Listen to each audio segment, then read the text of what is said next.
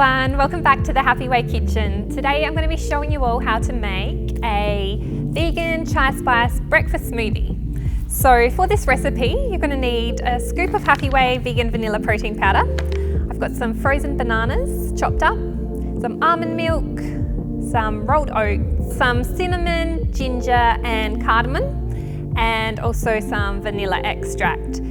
And then to garnish, I'm just going to be using some almond butter and pepitas and chopped almonds. So to get started for this recipe, I'm simply going to add all the ingredients except for the garnishes into the blender, blend until nice and smooth, and then sprinkle some pepitas and almonds and almond butter on top and serve.